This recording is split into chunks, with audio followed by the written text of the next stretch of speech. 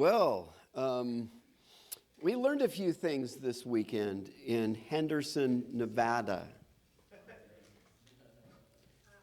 Why are you guys laughing at that? Henderson, Nevada, a very quaint little town. It was really good. We had, I believe it was one of the best pastors' retreats that I've had. The things that we learned, the environment that we learned it in, I want us to understand something that I think we miss. I think when you think of Las Vegas and a pastor's convention, that kind of is like a mental short. Take the positive and the negative and just, grind it together and see what kind of a weld you can make. But really, that's what Jesus did. He took his disciples and he went up to Caesarea Philippi, one of the most godless cities in northern Israel. That's where we see the picture called the Gate of Hell. You see incredible, they offered babies as sacrifices at one point in this town's village, whatever history. It was a despicable place, but Jesus took his young lads, his disciples, up to this godless place. And that's where Jesus said, "Who do you say that I am?" Wow. And Peter's response is, "You're the Son of the living God." That is a great confession. And then Jesus said, "On this rock, the truth that you just shared, on that rock, I'm going to build my church." And so it's a powerful place to go to a church. This church I'll tell you, it's a mega church where we went. It's a big church. And they're doing a lot of good things. And I wanted to tell a little story of what a church looks like when it's reaching people for Jesus Christ. And I'll tell you what it looks like. It looks messy. And that's the way it ought to be. Because if we're not making a difference in this world, then if we're not affecting the world that we're living in, what are we doing here? Who do we serve? The great story is, they said this one lady got saved who was a cocktail waitress. And can I just be more frank with you guys, maybe than the second service? It wasn't probably the most conservative outfits that they wear.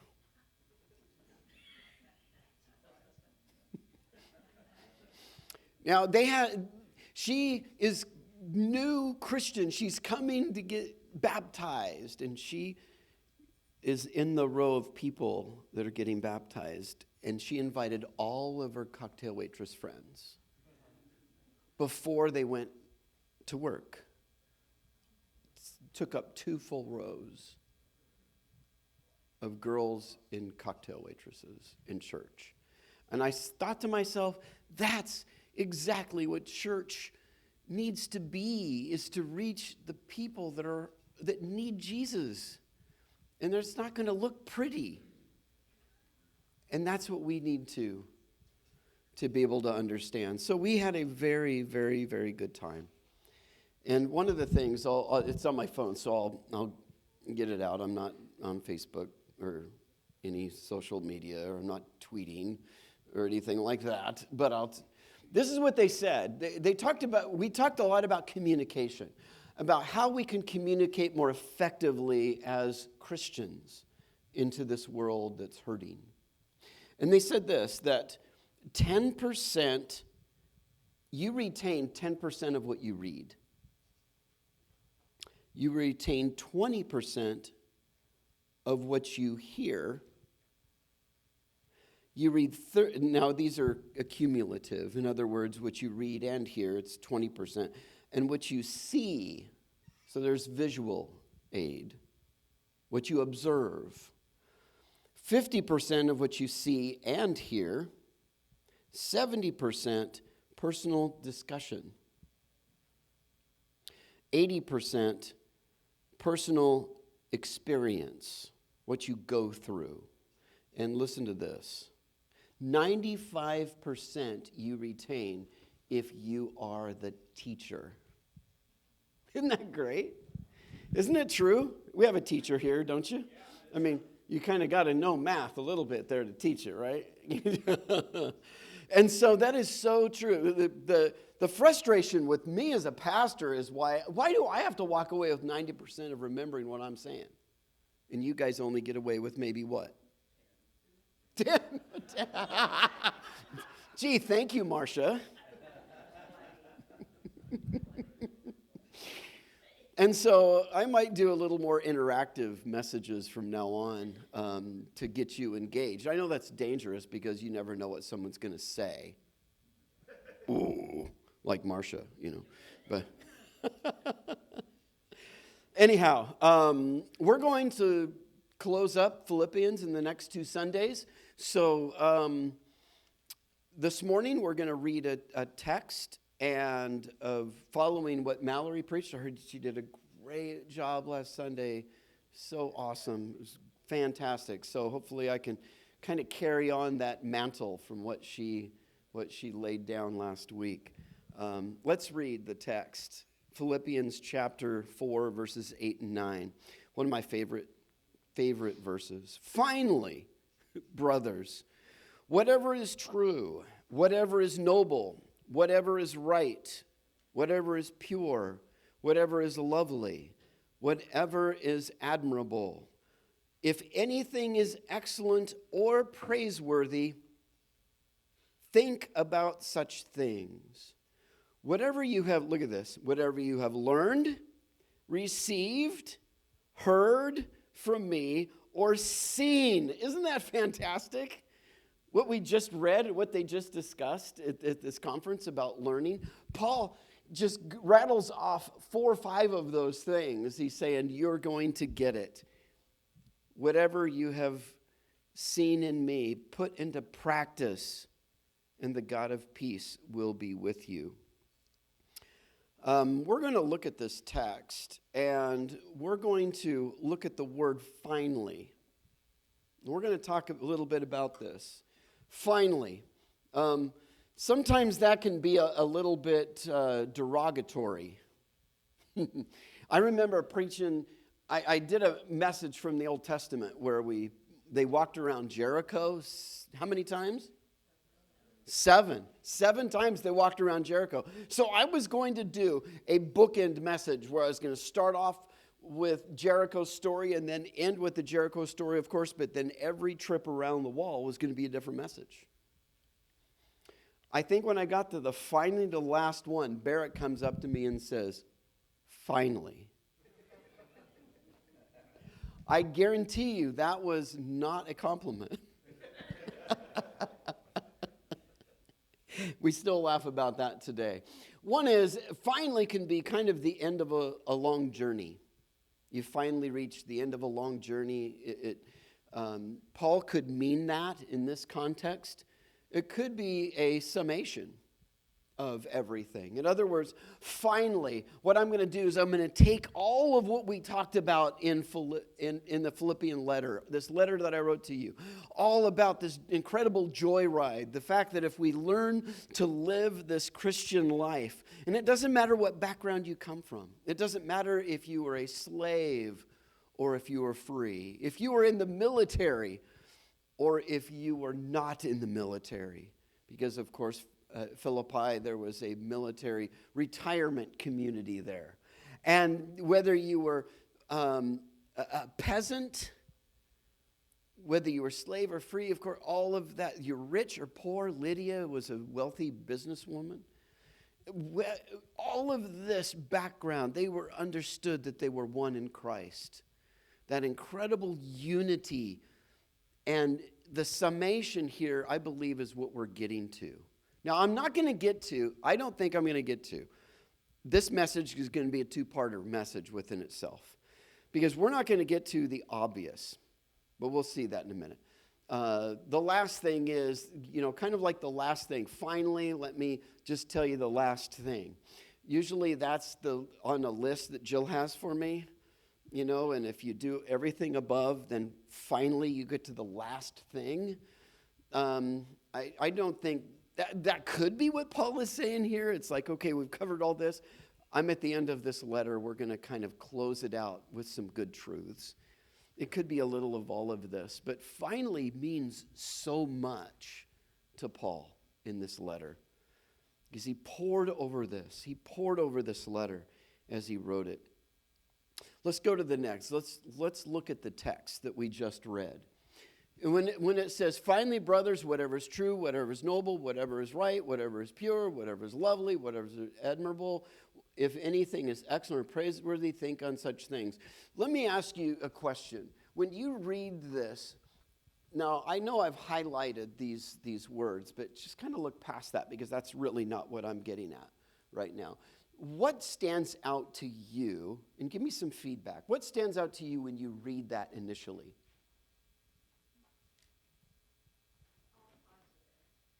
Positive. Okay, good.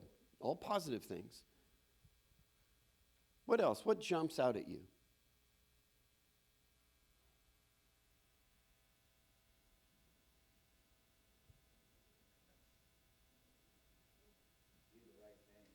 Okay, do the right thing. Great. Redirection. Ooh, fantastic. Good stuff, you guys. Okay, I'm done. I don't have to preach. You guys got it. No, I do want one thing, though, before I continue, and I meant to go get this one time, but I got sidetracked. Terry, could you go in my office and get me a basketball that's in a basket in there?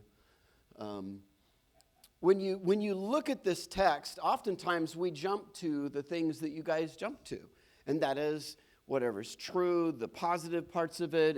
This is a great thing to look at. One of the things what I want us to do is I want to look at the word whatever. It's mentioned a few times. But sometimes when we look at the word whatever, I think, believe me, it's not the way a teenager would say it to you. Whatever. Yeah, I'm sure that's going to be a very common thing now after my message. Whatever. What Paul is doing here is he's telling us that we need to change the core of our nature. Our nature is fallen. Our nature is bent. It's crooked. It's not, as Paul says here, true in that sense. It's misaligned. You ever got in a car and it needed a front end alignment? You ever been in a car like that where you let go of the steering wheel and it could just veer off the road? That's kind of our nature. Our nature is misaligned. It's not true. And so it's when Paul especially starts off with that word, but the emphasis here is whatever. That implies something of a change in our entire nature. It's everything, and we're going to get to that in a minute too, but it's whatever. And it says, and then it goes on, it says anything. And then he says, think about such things. He's telling us that our core nature needs to change. Now, if you look at other letters that Paul wrote to people, well, you know what? First, I'm going to tell you a story. I'm going to tell you a story. And this story will have two applications. Because what happens is we default to our core nature when dealing with anything in our life. If the core of our nature is not aligned or is misaligned, Paul is telling us that we need to realign our nature. And because when something happens, that's the first go-to is our nature. That's the first response we get from ourselves, whether it's our thoughts, whether it's in our response. And I want to tell you a story to kind of maybe illustrate this. How many of you have been in college away from home? Anybody been in college away from home? Well, when I was at college away from home, what they do is they have these breaks where you can't really go home because it's not close enough and it's not long enough or cheap enough to fly all the way to Portland when you're in Oklahoma. And so what they would do is the local church there would have people of the congregation allow you to stay in their homes. And so I got to stay in somebody's house. And what was really cool about it is they said, hey, we're not going to be able to be there. But you can have, they said, what's ours is yours. And so I got to stay there. And it was fun. They let me sleep in one of the nicest beds. So I got ready for bed that night. And I was getting ready for bed and got in bed, and I just kind of looked around the room. You know, I don't sleep well anyway. And so I didn't know what to do. So I tried to kill some time because I was amped up. You know, you're away from home. You're in a different house. You're in a different bed. Nobody's there. And it's like, I just looked around the room. It was the master room. It was cool. It was their room. And so I saw the nightstands, you know, the lights on it and everything. And so I went over and I opened up the drawer. And I looked inside, kind of dug around, pulled out some reading material that they had and opened the bottom drawer. It's always the bottom drawer that's like, you know, it's got other stuff in it. Looked in there, went to the other side, opened up that drawer, rummaged through stuff, and went to the bottom drawer in the other one, pulled it out, rummaged through stuff, and it's like, boy, you get to know people. And then I sat up, I go, this is kind of fun. And so I got up, and they had the dresser over there against the wall with the mirror on it.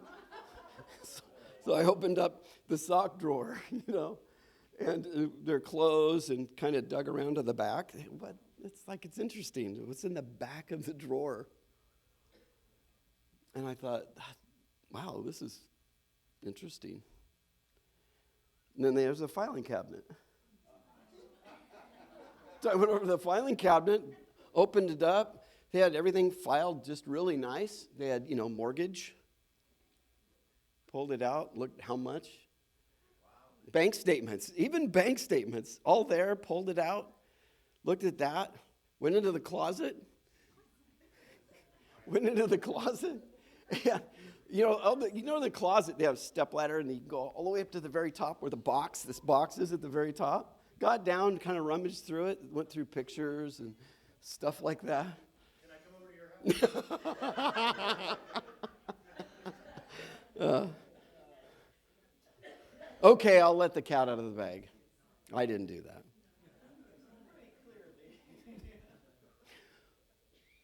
What was your first response? When you started hearing me talk, honestly, besides, you know, he's pulling our leg, besides that, what was your first go-to? Give me some feedback.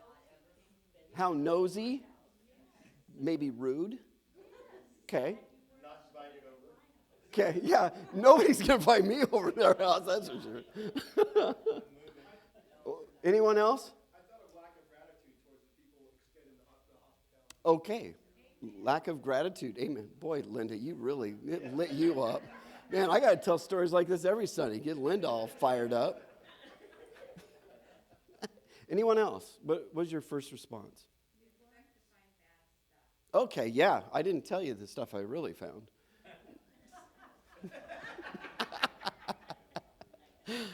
Anyone else?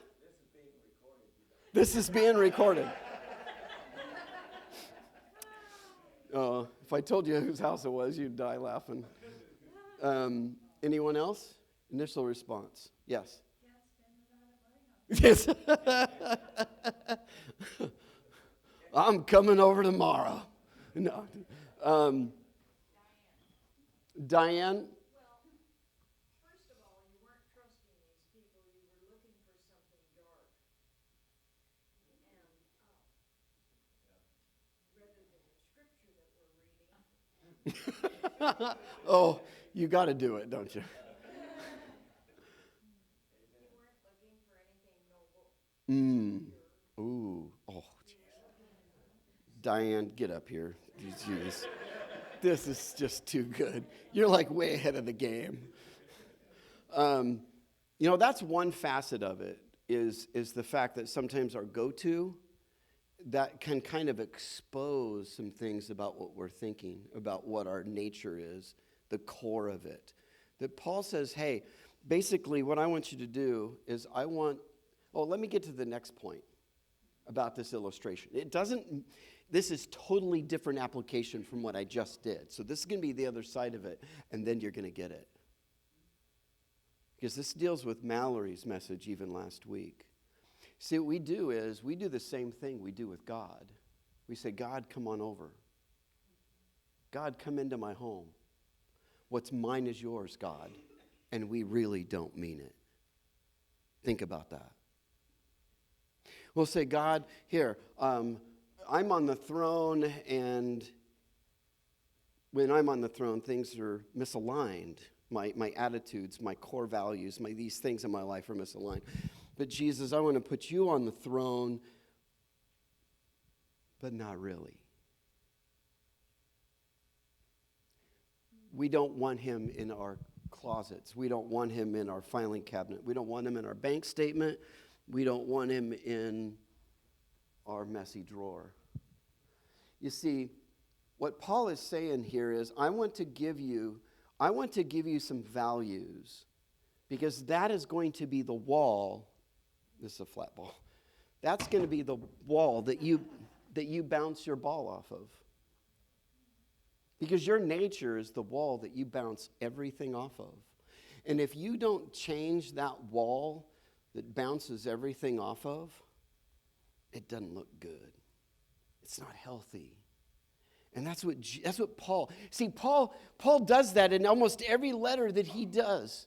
He says to the Ephesians, guess what? What I want you to do is I want you to put on the full armor of God, right? Put on the full armor of God. The breastplate of righteousness, the sword of the Spirit, the shield of faith. You can keep going on, all of the armor that Paul says, you need to put it all on. Because it needs to go forward. It needs to go, that armor will protect us as we go forward in life. I love it when it was said that there's one place, or the text is, it's basically all forward, aggressive, defensive, as you move forward mentality with what we are to put on. It doesn't have any defenses when you turn and run. When you ignore it. When you just want to walk away from it. There ain't no butt armor. There isn't. And Paul says in Ephesians, he says, I want you to put on the full armor of God. He also says in Colossians, he says, what I want you to do is I want you to take off the old stuff. I want you to take off that.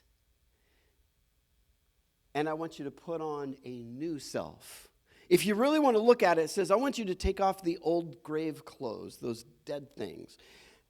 And I want you to put on some new clothes, some new stuff. That's what this is right here. He's saying, I want your core of who you are to change, because we need to bounce our ball off of this. I will not have time to get to all of this list that Paul says we're going to do. That's next week. We're going to look at those because that's fantastic.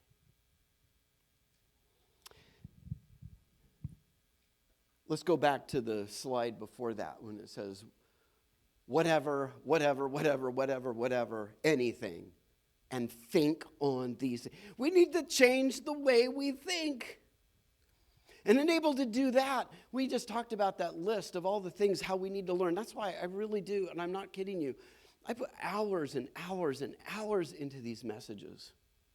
I put hours, read scholars, read material, read all this. This is not my idea stuff. I wish I could be that good. I'm not. And I put stuff in the bulletin for you to follow along if you fill in the blanks. We do screens so we can visibly see. I try to do interaction because it is so important that we get this stuff into our nature to where our nature then begins to change.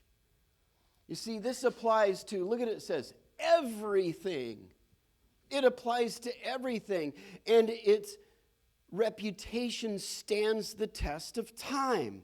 What Paul is saying here, through all of this every word that he lists that has definitions that we'll get to next week, all of them are enduring. Not just that they're there.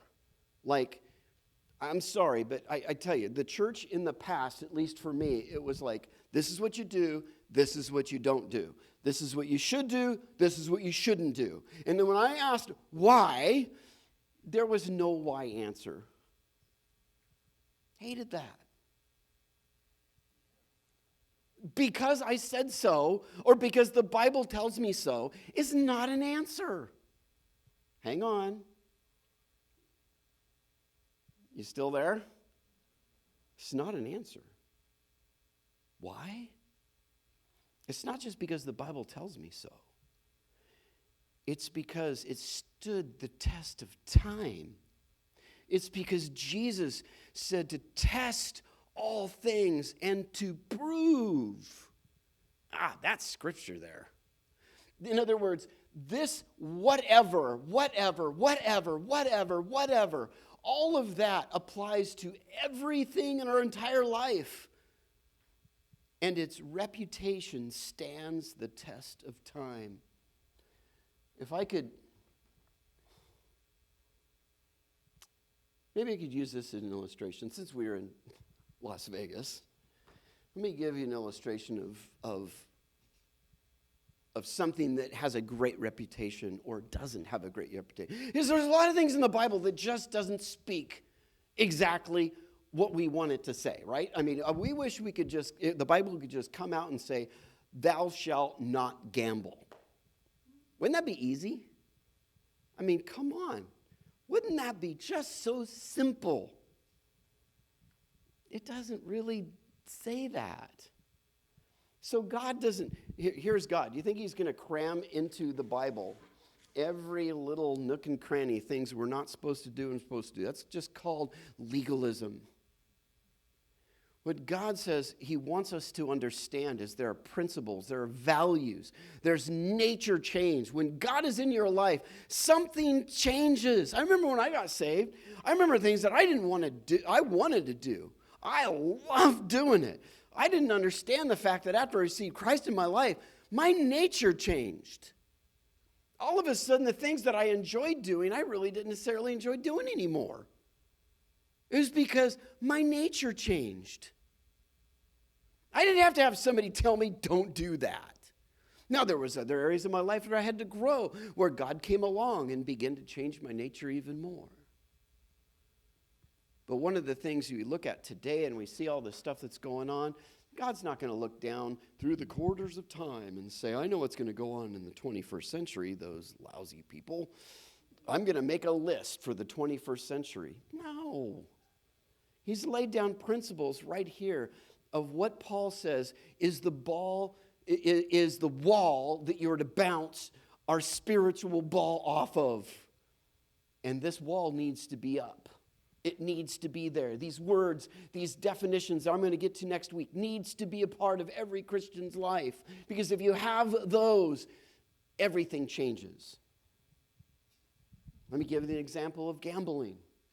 It's like, do you realize in at least in Las Vegas, you can gamble on every single play in a football game.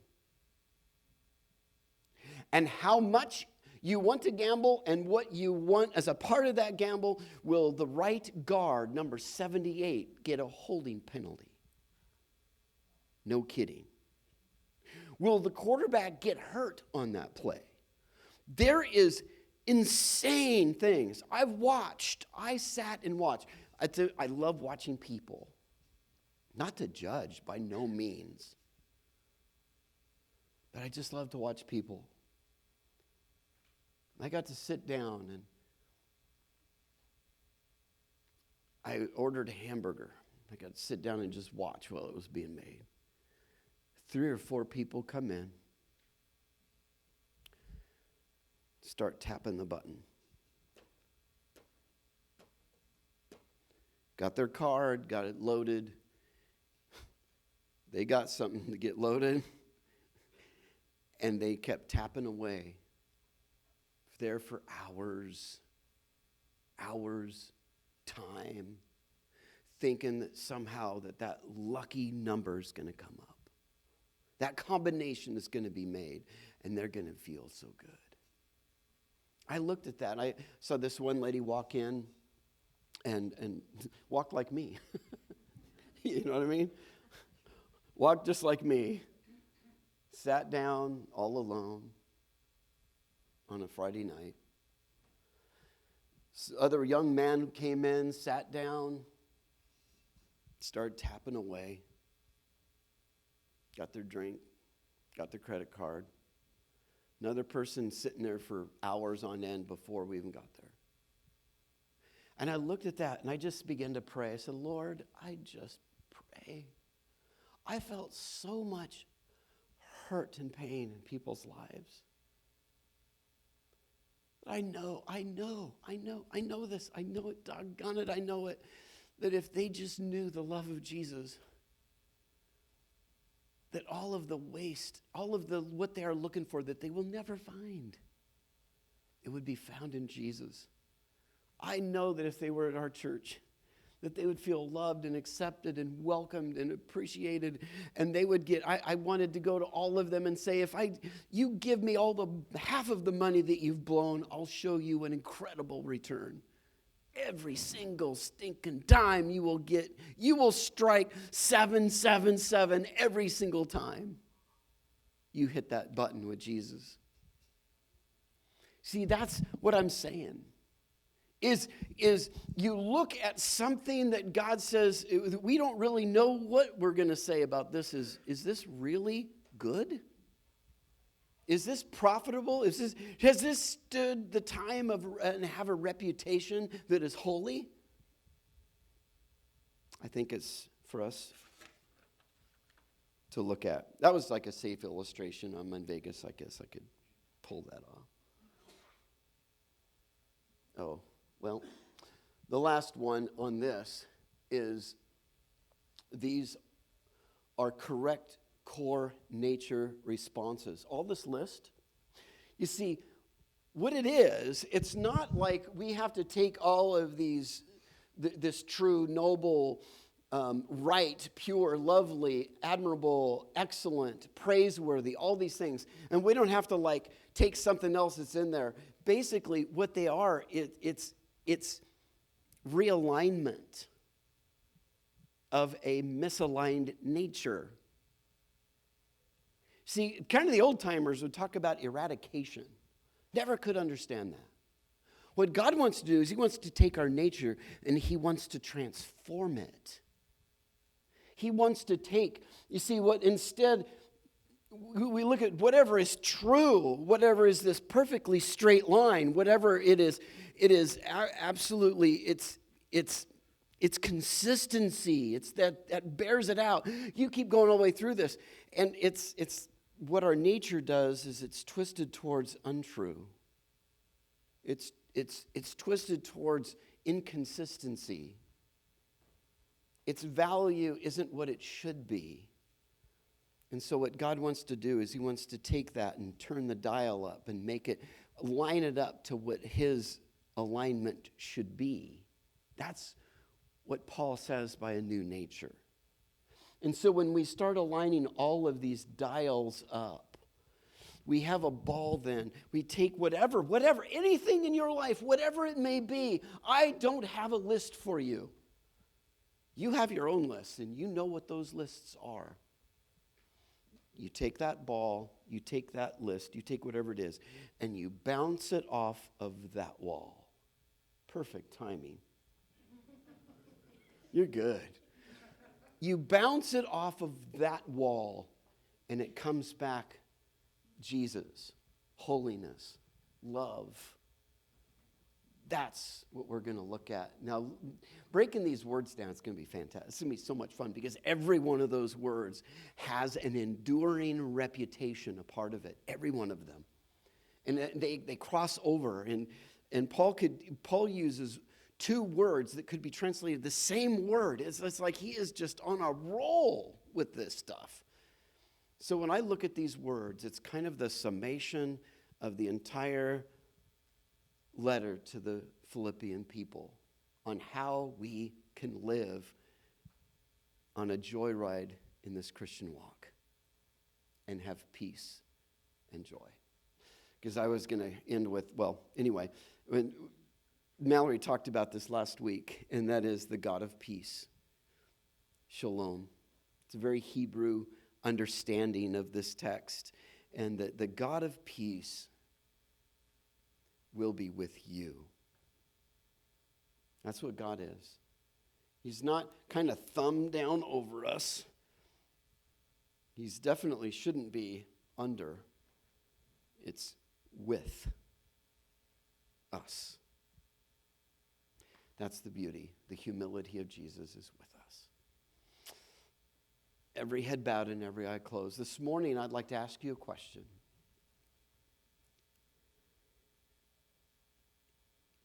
Is there a need of realignment? Is there a need of adjusting the wall? Or is there a picking and choosing of what we throw against that wall because we know it may not come back the way we want it? All of those things. If there is something that you need to bring to the Lord, I just want you to slip up your hand and say, I need to bring something